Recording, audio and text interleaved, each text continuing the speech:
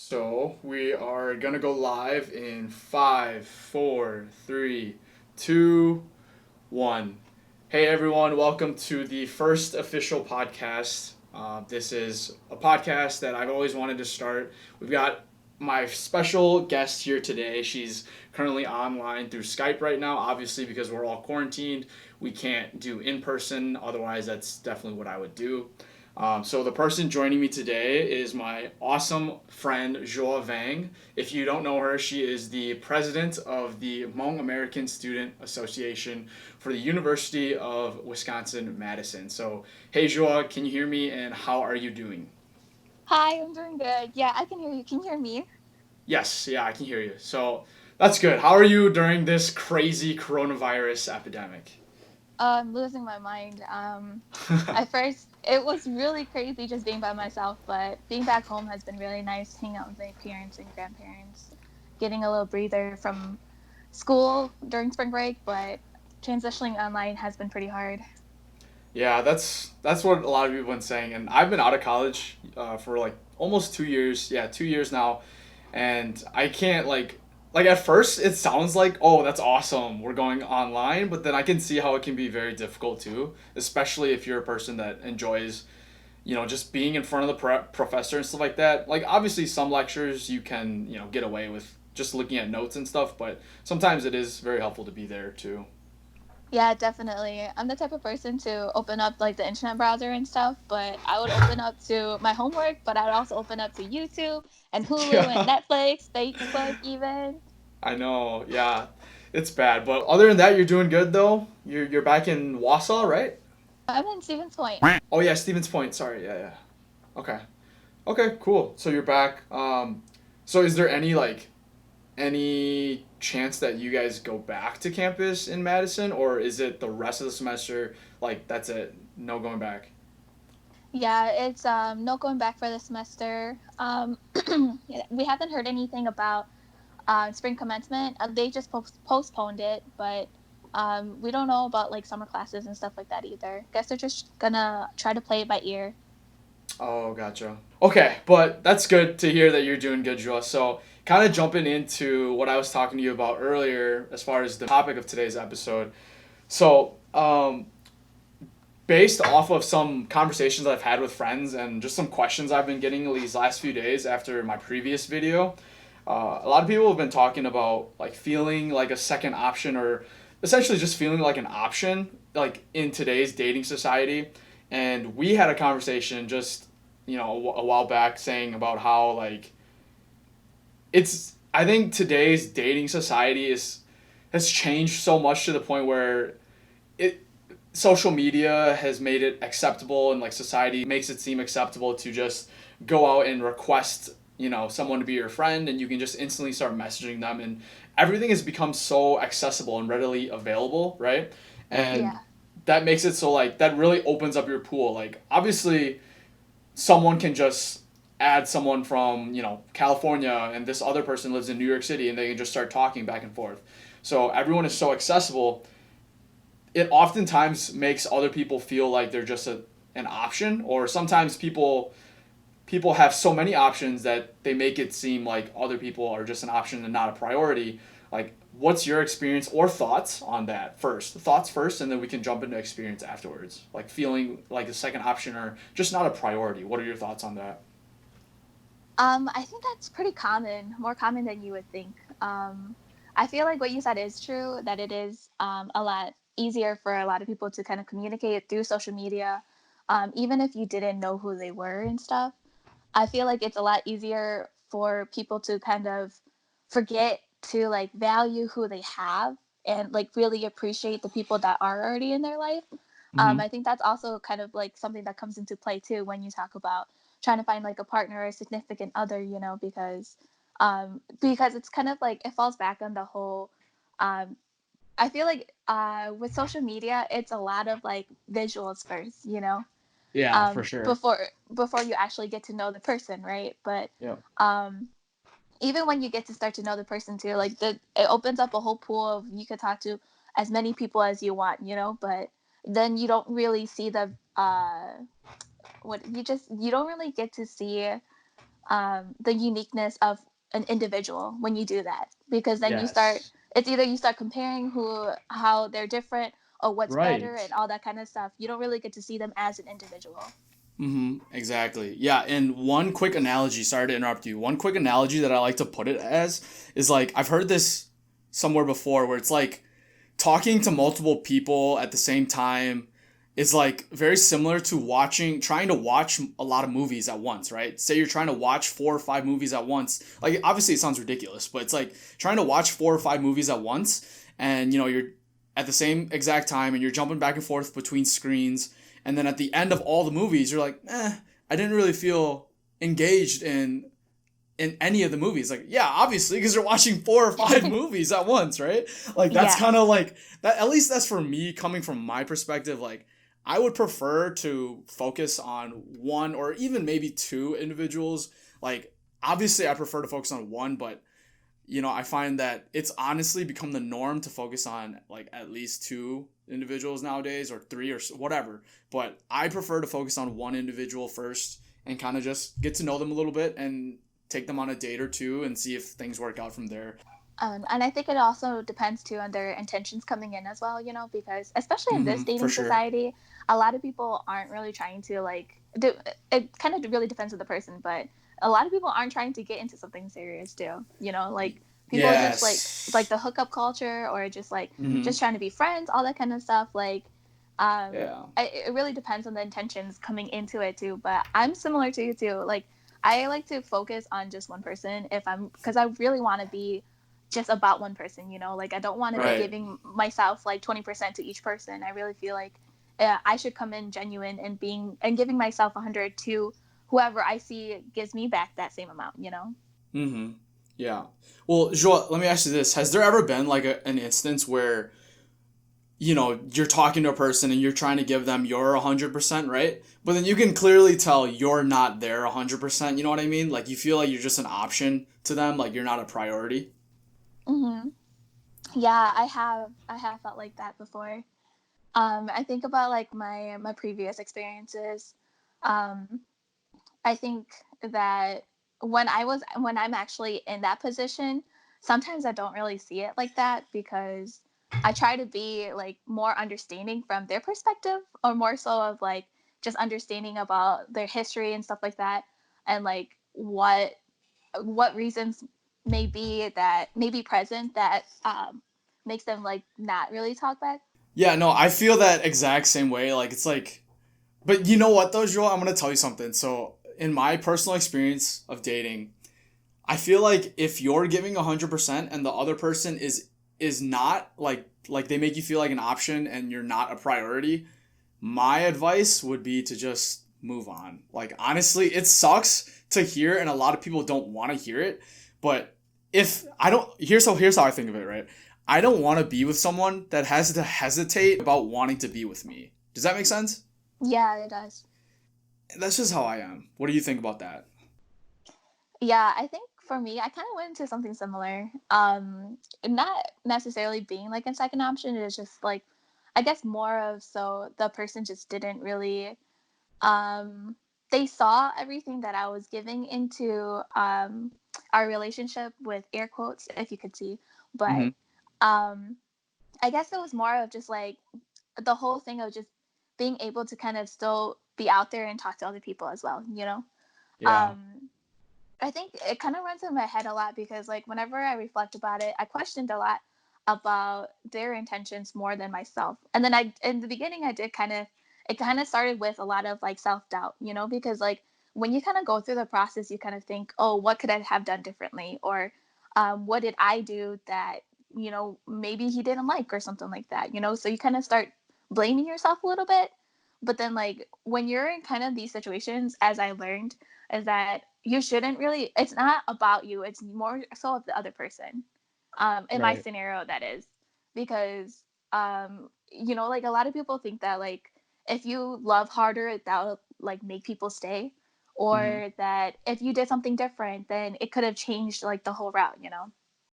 Yeah, no, that's a really good point. And I want every girl out there to know something.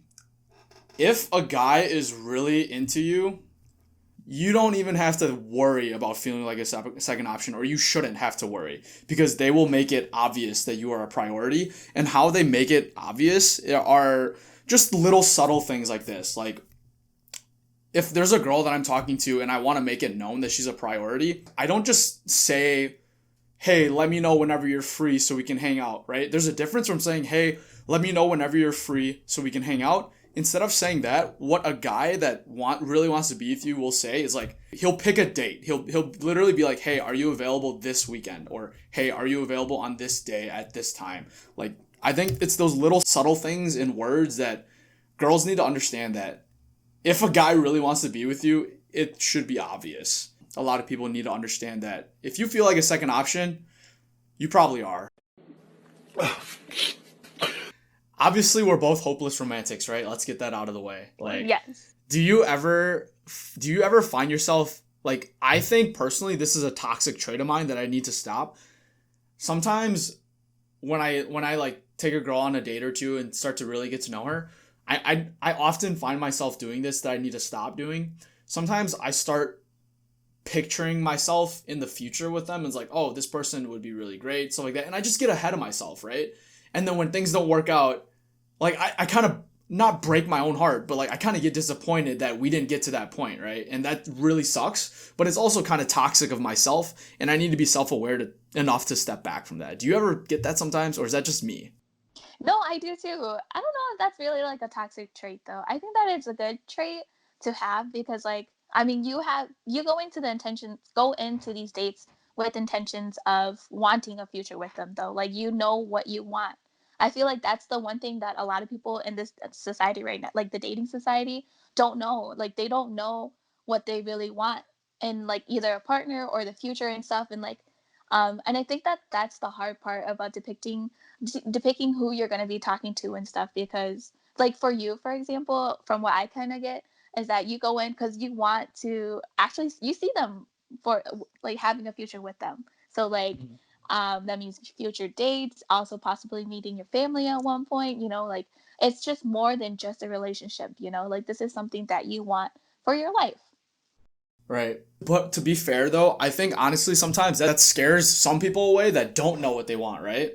And I think, sometimes I do need to find the balance where, okay, I need to stop rushing things with this girl and just take it slow and just keep seeing her and see what happens. But you're right. No, you're exactly right. Like, I do go into dating with the mindset of actually seeing a future with them.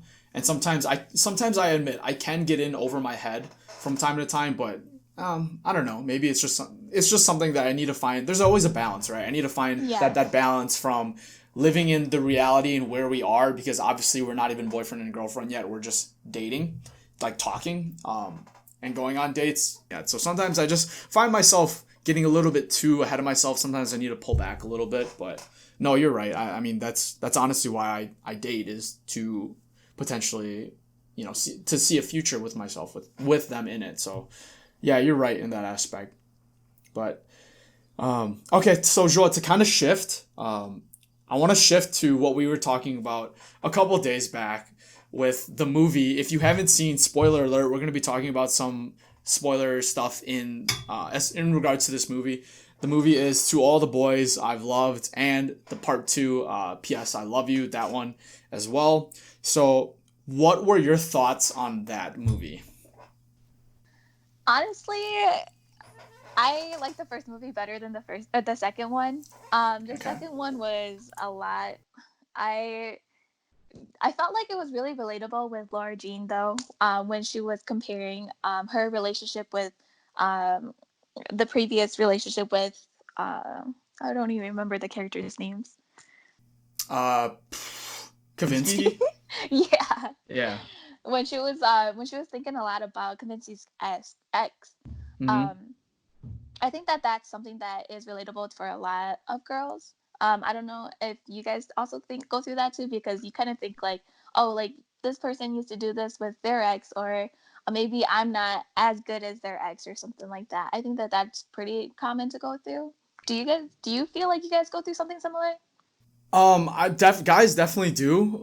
But I think on behalf of, regardless of gender, right? I think it comes from a place of insecurity, right? Like if you feel like you are not as good as that previous person they're with, it all stems from insecurity. It all comes from how secure are you within yourself and the person that you're with. So kind of my mindset is like, okay, this person is with me now, but if they ever compare me to their ex, like that's going to be a problem because right now, so I used to be a really insecure person. Let's just get that out of the way. I'm to a point where I'm very secure with myself. I don't really care what people think about me as long as I'm being kind to other people. So right now my mindset is I have to be secure with who I am as a person and what I have to offer. And if people don't think that's enough, that's on them, right? I can only try to keep being the best version of myself. So that's kind of how I see it. Yeah. So as far as to all the boys I've loved, P.S. I love you, which was part 2. Two parts that really stuck out to me. We'll touch on part 1 first. So the first part was when she found out that the only reason he was at the pool was to wait for Jen, his ex-girlfriend at the time. And she went in place of Jen, and then he kind of just went with the flow, right? And then next thing you know, their relationship flourished from there. I thought that was a big freaking no. Like, in my opinion, I would have been like, that relates exactly to what we were just talking about. She was the second option. He wasn't waiting there for her. He was waiting there for Jen, not Laura Jean. It's over. No second guessing anything about it. It would have been over for me. What say you? Yeah, I feel like he should have came out with it clean too because he knew Mm-hmm. what he was waiting for. But then he like Mm-hmm. at the end he was explaining about how he just didn't want her to feel anything, and they already had bad blood, so he didn't want it to be worse. But I feel like that's just him saving himself. Like Yep. honestly, that should have been put out right off the bat when they started their relationship. Even if their relationship is good, I feel like that is something that what should have been known. I'm gonna pop a question for you too. Do you Okay. think that exes can be friends? No, God! No, God, please, no! No! No! Because like sometimes people do actually grow like a good friendship from it. But I also understand the perspective of why would you want to be friends with somebody who broke your heart too? Right. So I think okay, so there's 2 points to your question. So I think you honestly can be friends if both parties are mature enough to keep it that way, but there's also a fine line that you can't cross because once you cross that line, you're basically telling them you don't respect yourself. Like it's like if you start jumping back in bed with them or whatever, like you start acting like a couple again, like you tell them that you're basically telling them that you don't respect yourself even after they broke your heart or stuff like that, which makes them think even less of you deep down. But if it's like a mutual, both parties agree to part ways, yeah, you can absolutely be friends. But there's also, like I said, there's a fine line. Can you be hanging out every day, like, laughing, giggling together and like all that, texting constantly? No, of course not. I don't think that's healthy because Yeah. are you really over them? But can you be friends and like, run into each other at parties? You have mutual friends, things like that. Oh, absolutely. I think you can if both parties are mature enough. Yeah, definitely. Yeah, I have to agree with you. I think that I think it's possible for people to be friends, but I feel like there is a limit to what you can really do as friends, though. Like, it's not like when you see each other, you have to be strangers and not talk to each other. But if you have like small conversations, asking about how their day was, all that kind of stuff, or just like see them at parties and stuff, of course, I'm sure you guys have like mutual friends. So I feel like that would be okay. But it does come to an extent where it's like if it's like a daily basis, or like if you guys are just hanging out like as two individuals together and stuff, and that's also kind of like but it also comes with like if you trust your partner enough too as well. Right. Yeah, no, definitely. Actually, kind of to transition, because we're kind of running out of time here, to transition to my second point for to all the boys, Laura Jean kind of fucked up too, to be honest. Like, as far as Peter and what's his name, John Ambrose, she kind of played my boy John Ambrose. Like, I'm team John Ambrose just from the fact that that guy did everything right. He was charming, he was funny. To be fair, from his view, he had no idea that she was dating him from the beginning, right? Because she didn't tell him. That's on Yeah. her. that is on her. Like, she should have flat out told him that she was dating his old friend Peter Kavinsky, but she didn't. She held back because I don't know why she held back. Like, I can't explain it, but she did him wrong, and like at the end all he did was be nice and charming to her, and he was even when they kissed at the end, he was so respectful and thoughtful of her, like when she said that it didn't feel right, and he was, he obviously knew it was because of Peter. I think he played everything to the best that he could. Like, he did everything right to his ability, and he still didn't get the girl, which is fine because honestly that happens a lot in real life. But I don't know, she did him dirty too with not telling him that she was with Peter, and kind of juggling him as like a backup, in case she and Peter didn't work out. That's kind of toxic too. Yeah, that was pretty toxic too. I feel like honestly I didn't really think that her and Peter should have been together. I feel like she still had a lot where she was still projecting a lot of her insecurities. Could we also talk about Stormy's tip at the end? It was something like you have to kiss the wrong guy to know. Yep, I remember. Yeah, what do you want to say about that? Yeah, I don't know how I feel about that, because I feel like, I mean, like, I get it, but I feel like you're kind of just keeping your options open then, because I feel like, especially because she was like in a relationship too. Like, I feel like at that point, if you're in a relationship with somebody, shouldn't you know already that this is the person that you want to be with? Like, not really second guessing, because you spent so much time talking to them prior to getting official and stuff. Yeah, I think Stormy went a little. I think it's a little overboard to say that you have to kiss the wrong person to realize who's the right person. I think that's a little overboard. I don't know if I would say kiss. I think I would say, like, you have to meet or potentially be with the wrong person and kind of just be around them for a little bit and get to know them. Yeah, I think you have to get to know the wrong person to realize the right person. I don't know if I would go so far as kiss, because kiss is strong. Like, unless you just flat out go around kissing everyone you meet.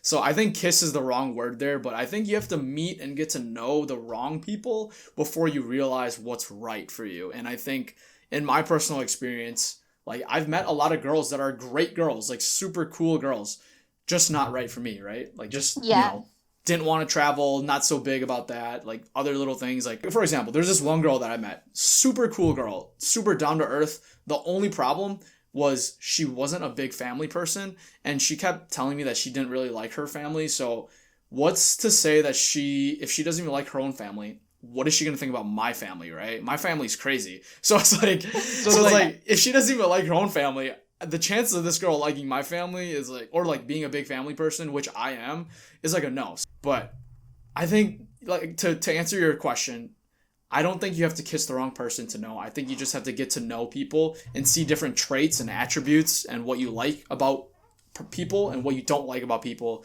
to realize who's right for you or what kind of person you would like to be with. Yeah, definitely. I agree with that though. Yeah, and I think just add on to that too as well is that, like, I think it's okay to go into something thinking you wanted it, but realizing it's not what you want to. Because, like, I think Yeah. that I know it kind of sucks to be in that kind of situation, but I feel like if you go into these kind of things being genuine about it, and then also leaving genuine, like knowing that you're not capable of giving what the other person needs, or like vice versa, or some kind of situation, that you, at least you're being very honest about it though. And that's also something that takes a lot from you. It takes a lot of courage for you to say and to kind of put yourself into.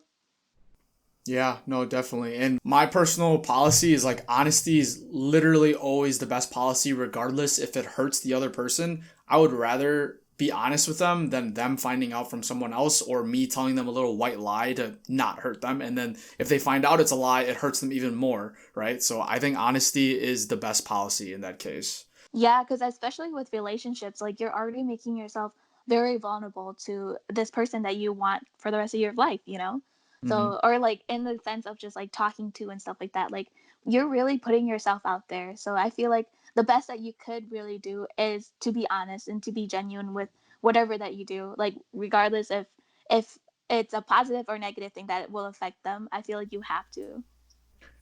Yeah, for sure. And to kind of tie it all back together here to conclude, Joel, I don't want to keep you on for much longer here. I don't want to take too much of your day, but to kind of tie it all back. So obviously everything we talked about can all be tied back to obviously the amount of effort you're giving in, how much you're willing to invest in a person, which we both said we like to talk to just one person at a time primarily and just get to know one person. What do you do in the aspect of if that other person makes you feel like you're just an option or a second option and not a priority? What would you do, or what would you tell other people to do to conclude here? I think you really have to assess the situation. And I feel like at the end of the day, you have the conversations with that person, right? Mm-hmm. And you have to look more at what, not only what they say to you and how they say it, but also if their actions are meeting that too as well. Yeah, for sure. And kind of to just conclude here, I think everything that you said was like right on point. Like, yeah. So to kind of answer the question, what I would do if I felt like I was a second option? Here's what I've learned from my personal experience. There's no one, absolutely no one in this world that is worth losing self-respect for. So it's like if they want to make you feel like a second option, honestly, for me, because you know that I'm the kind of person that I don't shy away from things. I like to be honest. I like to keep things, 100% honesty. I would probably confront them and just be like not in a aggressive way. Obviously, depending on the situation, I'd be like, hey, I can see that you're kind of pulling away or not wanting to hang out as much. I completely understand if you just want to be friends. Like, I've done that. It saves me a lot of time and like overthinking, because I know we both said we're overthinkers. I've had girls say like, yeah, like, Bobby, like, you're a really nice guy, but I think we should just be friends. And then after that, like, just friends, like, awesome. Like, I don't have to overanalyze, or it doesn't, eat at me, because I kept it 100% and I did everything I could to try to be with this person. But at the end of the day, they didn't want to be with me. So why should you should never beg or be like, oh, please, I want to be with you so bad. There's no one in this world worth doing that to. That's what I would do if someone made me feel like a second option. I would just ask them, hey, like, what are your intentions? What are we doing here? Because like we mentioned early on in the podcast, Joel, if we're not talking to eventually end up together, like if we're not on that exact same page, like what are we doing here, right? Yeah, definitely. So those are my thoughts. But I got you a little longer than what I told you. I'm sorry about that, but this was really fun, and I'm definitely going to have you back on. So thank you so much, Joa, and thank you guys for watching. This is going to end the first episode of the podcast. And if you haven't seen Joy, I will link her Instagram right here. So go give her a follow, because she's a super cool person. And thank you guys, and thank you, Joa. And we will catch you guys in the next one. Peace.